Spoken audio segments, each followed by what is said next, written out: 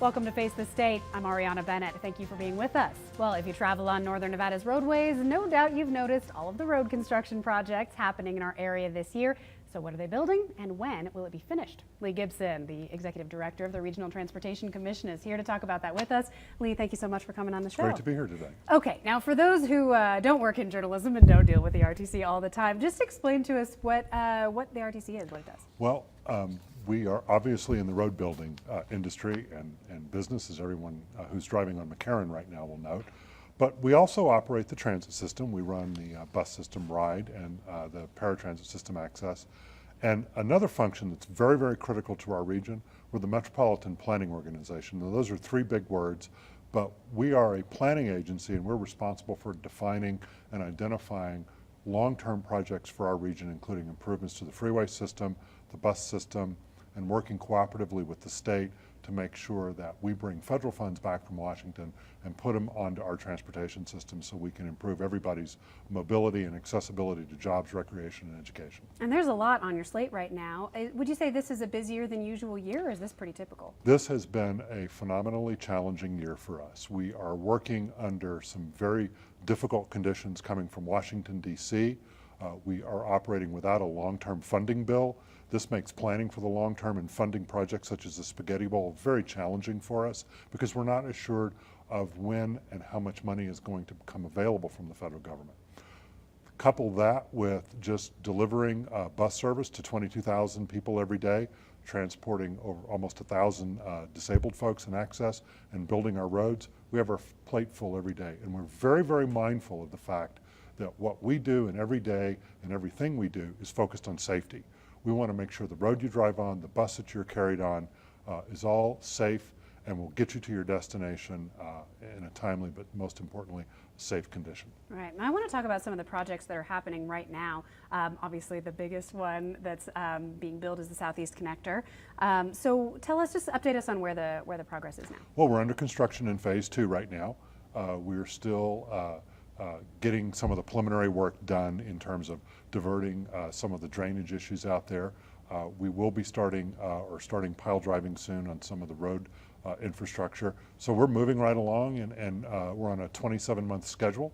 So we're hoping, barring any weather challenges, we're going to be finished here in a little over 2 years. Wow, it's been a long time coming too, this project. It's been a very long time coming, and I cannot emphasize the significance of this road for our region. This is going to open up South Reno to the eastern employment opportunities in Sparks and over in Story County. It's going to provide a reliever for 580, 395, and give us all an opportunity to get around much more smoothly, much more efficiently, and much safer.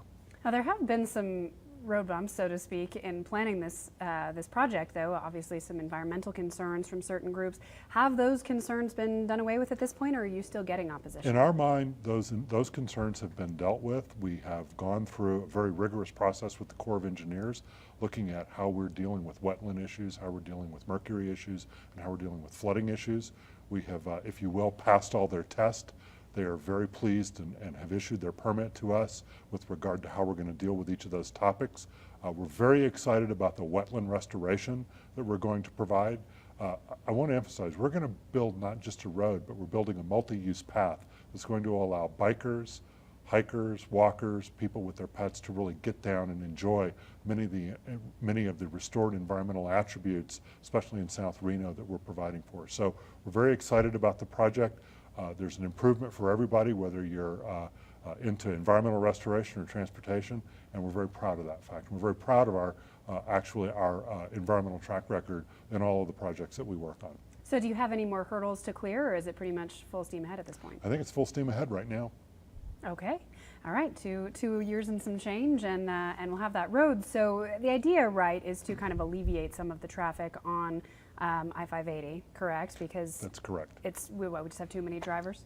We have too many drivers, and I think what's really exciting for me, and I think what makes an exciting time for our community right now, is we're seeing a large increase in jobs, and we're seeing a diversification in our economy. This is going to present a number of transportation challenges that the Southeast Connector will be able to meet in the short term, helping move people out to the Tahoe Regional Industrial Center, out to Tesla, and other projects out there. But I want people to focus and think about the public transportation system. We see a lot of exciting development in Midtown. We've introduced electric bus technology into the community. We are really bringing technology to our public transit system to give people choices in how they're going to move around in our community. And I think that's a really significant and important change, especially when we look at tying UNR to downtown and to Midtown together and really helping that whole area. And I see that area as a focus, one of the focus areas for the new knowledge-based economy. Giving people those transit choices, giving people new technological opportunities to experience is really, I think, going to help build the business case for that area to continue to grow and for our economy to change and really become more of that knowledge-based economy that we all know will protect us more significantly from the next downturn. Okay, and with all of those additional people coming in, you guys are widening some roads as well. McCarran has been a big recipient of your attention of late. So let's talk about some of the projects happening right now. Where are we in McCarran widening? Well, McCarran is going to be done this fall. I am really proud of the new bike and pedestrian path that went in. It was kind of cool if you saw the video where it was just dropped in as one whole unit. That is going to give us a lot of improvement in that area, open up a lot of jobs, but I think also give bike and pedestrian users a new safe and efficient path. We're moving forward with our fourth Prater project that's going to go to construction in 2016, going through final design right now, and that is a really fascinating project where we're going to improve the road, we're going to install a bike lane, we're going to dedicate transit facilities and new buses to that corridor. Fourth Prater from Sparks over to downtown Reno is the corridor for non-automotive travel to occur in. And I think that's a very significant opportunity that we have to really make some new investments in transportation, but also couple and partner with Sparks in Reno to really help generate some new land use activity that's going to support those transportation investments. So I'm really excited about that project. That's the project that we won the $16 million discretionary Tiger grant for, and we won that grant on the merits of the project and the partnerships that we formed. Yeah. Now, do you guys have anything to do with all the construction happening on I-580 right now? Well, we do work kind of a little bit more on the planning end with Nevada DOT, Nevada Department of Transportation, with that. Again, as a metropolitan planning organization, we work to help identify and prioritize projects on I-80, 580, 395. We're going to be going through a very exciting project coming up soon to look at the Spaghetti Bowl. We've got to look and define short-term opportunities to improve safety. Anybody who travels eastbound on 80 every day and then makes that transition to southbound 580 knows that's a bottleneck. There's accidents there very frequently, and we've really got to partner with NDOT and find some solutions in the short term. In the long term, we need to work towards more significant investments in that whole area. Remember what's going to happen with the Spaghetti Bowl. That's where folks who work in the Tahoe Regional Industrial Center, folks who work in Midtown. You know, remember, Midtown is a regional asset as much as it is a local asset. People come from different parts of the region to go to work, to recreate there. So they're all going to go through that Spaghetti Bowl. Making that Spaghetti Bowl and improving the capacity and safety there is going to be a high priority for us over the next several years. Okay, and I've got a few more questions about that we'll save for a little bit later. But for right now, we've got, a lot of projects happening currently. What's happening right now that people should be aware of, and when is it wrapping up? Well, I'm going to go back to the McCarran project because you mentioned that earlier. That's going to wrap up this fall, and I'll be honest with you, I've had a lot of calls about that project. Folks will call me up and say, Lee, what's going on? I really waded through that today and didn't know that. But that happens. The Pyramid-McCarran intersection project, we're going to start construction in that. Hopefully, maybe by the end of this year, but most definitely in early 2016. We've just finished the right-of-way acquisition. We're moving a lot of the improvements to that to the east, and that's going to be a project folks are going to have to focus on as well. So it's going to be a lot of dynamic change coming real quick. So basically, if you drive on McCarran to get to work in the morning, just be aware, be ready for and on Pyramid. And on Pyramid. Okay, for the foreseeable future. Well, again, I think something I like to remind folks of.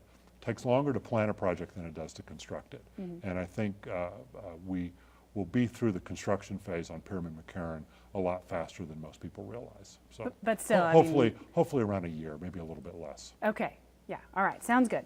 All right, so one of the other things you guys are working on is improving traffic signals, and I have some questions about this as a driver. How many different types of traffic signals are there, and which ones are better, and what are you replacing? I'm going to give you a non-answer answer to that question.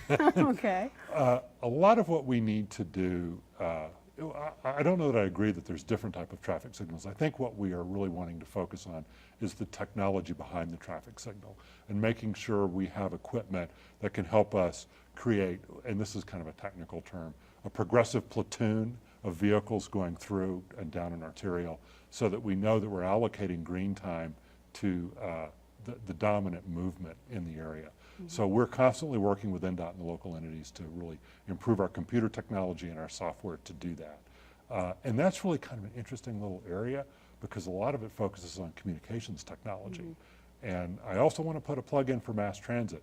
If you ride Rapid on Virginia Street, we actually have a little device that helps us maybe grab an extra second of green time that gives the bus a little more of a pulse through the intersection. And our bus can actually meet the travel time of an automobile going from downtown to Meadowwood Mall because of that little technological fix. Buses get fast passes through traffic. So That's watch that bus, because sometimes that bus might be the way to go. Follow the bus. That's right. I'm going to look for the That's bus. right. Follow the bus. That's so interesting. I wonder about that, especially driving downtown. Are the lights coordinated? I mean, how are they detecting how much traffic goes where? We're always looking in our technology to measure the density of traffic and make sure we're giving the green time to the movement that really warrants the need for that at that particular time. But as we all know, with a lot of computer technology, it always doesn't work for maybe Ariana's car at that particular moment when you're traveling somewhere. I'm shaking my fist And at that red light. I do too. Okay. No, I saw you're replacing video detection with loops. I had no idea what that means, so I figured I'd ask. Just metal that helps measure the density of traffic in the pavement. So that's physically in the Yes, road? Yes. Okay. And that's compared to what other? Compared to old-fashioned technology where we just allocated green time based on counts, sometimes the video had trouble reading. So it's just a technological upgrade that I think people will see, differences as they travel on some of our major roads. And that's going in right now. That's going in right now. That's a big, and that's a big partnership, by the way, with the Nevada DOT and the local entities. So we actually work very closely with our local entity partners and the Nevada DOT on these very, how do I describe it? Maybe behind the scenes kinds of improvements. Things we all see Southeast Connector, we all see McCarran, we all see Moana Lane when that was under construction, or the freeway project under construction right now with NDOT where they're repaving it. We all see that, but there's also these other things that go on that maybe you just don't quite see that actually can bring you as much relief or more relief than say a pavement solution. So interesting. All right. It's a different world. That's the electrical engineering part of our world, not the civil engineering part of our world. Very complicated, definitely. Yeah. Okay, Lee, I'm going to take a quick break now, but after the break, we will be back with Lee Gibson to discuss what is on the wish list of RTC moving into the next few years. Stay with us.